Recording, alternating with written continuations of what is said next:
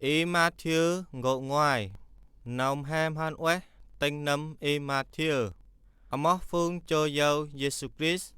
amok phương cho dâu Jesus Christ con sau Y David con sau Y Abraham Y Abraham xin bự mà Y Isaac Y Isaac xin bự Y Jacob Y Jacob xin bự Y Judah Siri mà phương ở nô băng Y Judah đã ur băng hờ Tamar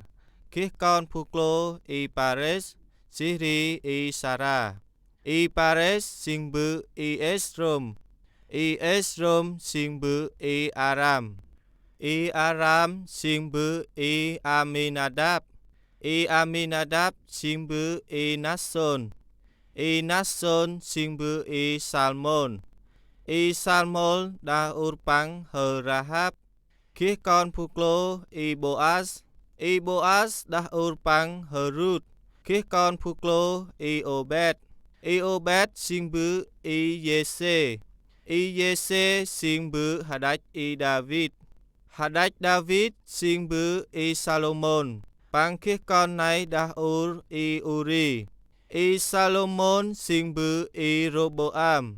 Y Roboam xin bự Y Abia Y Abia xin bự Y Asa Y Asa xin bự Y Josaphat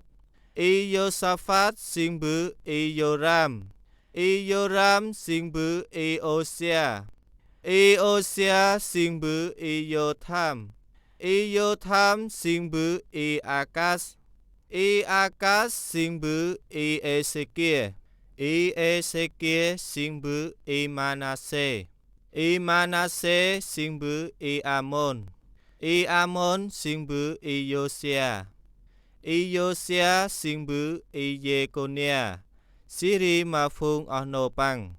Thul phu nhấp phương Israel xin tích tâm pri Babylon Sĩ khăn băng khu tâm pri Babylon Y Jeconia khi con Y Salathiel Y Salathiel xin bự Y Zorobabel Y Zorobabel xin bự Y Abiud Y Abiud xin bự Y Eliakim Y Eliakim xin bự Y Asor Y Asor xin bự Y Sadok Y Sadok xin bự Y Akim Y Akim xin bự Y Eliud Y Eliud xin bự Y Eliasar Y Eliasar xin bự Y Mathan Y Mathan xin bự Y Jacob Y Jacob xin bự Y Joseph sai hơ Mary Pu ur này thiê mà Prah Giêsu tâm amok Prah Christ Pori tam phước Y Abraham tất ta Y David khi lẽ ngốt xít mà toàn rũ tam phước Y David tất ta nốt phu nhấp leo phương Israel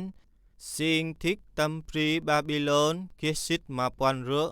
Siri tam phước nốt phu nhấp leo phương Israel xin thích tâm pri Babylon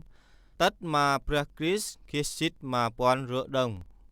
ở xin nào ngọt pri nào phù tía mà Jesus Christ mẹ băng hơ Mary họ bơn ruồi xí đa Y Joseph Siri băng rào mà Prah huyền oe Elor khăn băng khun riel Y Joseph sai băng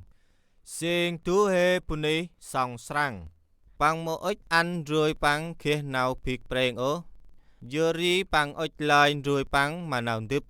thua băng khu mân nào này khi tu hê Prah tu bư ranh Prah bal mà băng tầm nồng bươi băng lắc bơ ở hơi Y Joseph con sau Y David lời mai clyde ô sọc hơ Mary xin ôn mày dưa lá con này Prah hình oa dớ ăn bằng rèo băng ra thiết tu hê con Phuklo mai ra tâm amok băng Giêsu xin nam tâm ra clyde dưa lá băng dớ ra tâm ra clyde phùng bòn lan băng phước nào tê lẽ nào này tật xin thì ngăn tâm bèn mà nào nằm yốt nào còn Prah họ bước xí bơ ở tu hê phô trú mran rèo Siri thiết tu hê con Phuklo Siri phum ra tâm amok băng Emmanuel